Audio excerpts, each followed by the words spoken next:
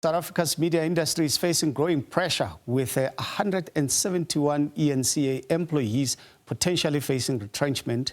The developments have renewed scrutiny over SACTWU's relationship with HCI, which stretches back almost 3 decades, and the potential tension between its role as a trade union and a major investor.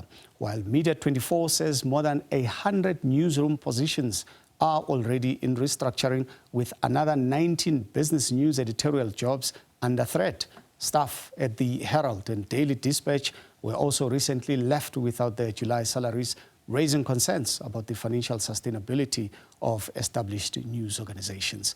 To unpack the growing crisis in the media industry, we are joined by William Bird, Director at Moxii Africa, formerly Media Monitoring Africa, and Slindile Khanyile, SANEF Deputy Chairperson. Good afternoon to you both. Perhaps let me start with SANEF. I mean, the biggest question or concern about Media24's proposed newsroom restructuring is also an ongoing issue. But give us a broad perspective of where you stand with regards to these very serious issues as SANEF. Good afternoon, and thank you. I think more than anything, it is precisely what you referred to. We've seen from previous restructuring processes that what ultimately happens is that it leads to job losses. So as SANEF, that is our biggest concern, that it will lead to further job losses. And Media24 is the largest publisher in this country, and what job losses or continued job losses from their perspective also mean it is that we continue as an industry to struggle to find that sustainability model, because this has been ongoing now, I think, for at least 2 decades. At one point or another, not necessarily at the one media organizations, across the media industry when it comes to specifically legacy media organizations. So it is a big concern for us that we still struggle to find that sustainability model. And, of course, it also means that there will be fewer journalists who will serve the South African audiences. We are, less than 3 months away from the 7th local government elections, and that is the most important layer of government, because that's where service provision happens. But with fewer journalists, what then means is that we will continue to maybe focus on just the metros. And metros are important because obviously of the economic activities that happen there, which have a broader impact on the rest of society. But we also do need to tell the stories of the rest of society. But you can't do that if newsrooms don't have enough resources. William, Slindile speaks about a sustainable model, which is at the core, I suppose, of this particular problem. And on that basis, I'm inclined to ask you if you are surprised at all with the latest developments. I mean, I think it's like many of the crises, we're not that surprised. We're always shocked and traumatized by them. And as Slindile correctly points out, when journalists lose jobs, it's not just yet another job loss and bad for the economy and all the people that depend on that journalist. It's really bad for our democracy, because journalists are there to tell the stories, to put things into context. There's the irony of this is that there's an abundance of information and content coming at us through various social media channels. Increasingly, that content that you see there is increasingly unreliable and generated by AI. And yet now, at a time when we need more information, more credible information, we need more journalists to actually get out there and see what's actually going on. That is the time when newsrooms are cutting back. It's one of these things you can understand why news organizations do it, but you also need to criticize them for doing it, because they are killing off their single most valuable asset, which is their credibility. The moment you put news organizations in a position where they really struggle to just get out there and tell the news, it means that readers see that there are less issues covered. They see that there are less issues in their area that are covered, and that leads them to go to other places.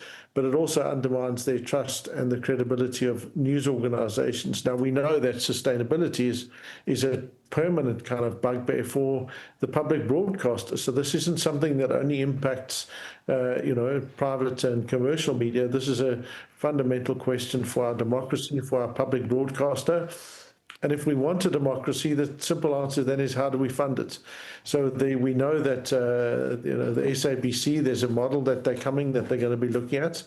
But how do we fund other commercial media? We need to be looking at funds. We need to look at other mechanisms. We need to be making, to a large degree, a lot of the social media companies that have taken all the money, eaten everyone's lunch, they need to help pay for that, Well, let me go to Slindile, and I have to apologize because of the limited time. But if you cast your memory back to 2025, last year, the Competition Commission released a report that spoke about how disadvantaged the South African media companies are, particularly when it comes to, among others, digital advertising, with Meta and Google taking a huge chunk of the cake. And some people were saying, but our government is not putting its foot down in order to protect the media landscape. To what extent do you think that such issues perhaps need to be taken more seriously in order to cushion the South African media companies? Slindile? I think that, the fact that we've actually had the Competition Commission inquiry is a demonstration of just how seriously, fortunately, I think as South Africa and the South African government, because the Competition Commission is an entity of, the Department of Trade, Industry and Competition. So we've made, I think, some progress there. What then now needs to happen going forward is, we start with implementing the recommendations of the inquiry, but from there, we then also need to look at, the issue of ownership, because I think it does not matter whatever happens in the digital space, for as long as, the ownership sits only with, at least the status quo remains as is.